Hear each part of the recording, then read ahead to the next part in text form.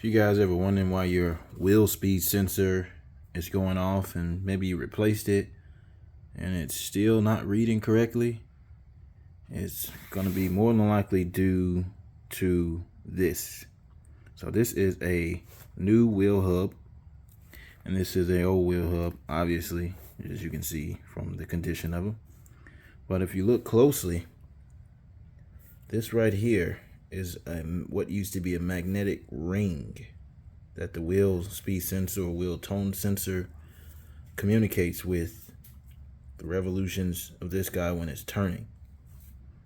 That this guy is 50% gone.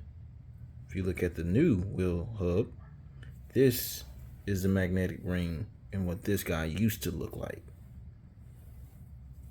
So very smooth, no issues. And this one's, take a closer look, is all cracked up.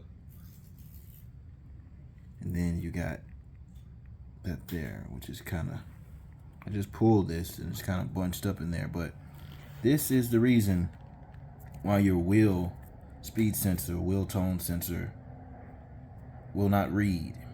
And it throws your service stabilitrak light and your ABS light on your vehicle because of this right here. So 9 times out of 10, I replaced a few wheel speed sensors before, and when I go down there, the wheel speed sensor itself is fine. Otherwise, it might have like it might be broken, like visibly broken, or wires exposed or something like that.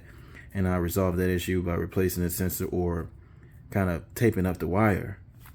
But this, 9 times out of 10, is going to be your issue. So, bad magnetic ring in the wheel hub. Alright guys, thank you for watching. Just wanted to share this with you for those DIYers out there. I hope this helps somebody out. Until next time, guys.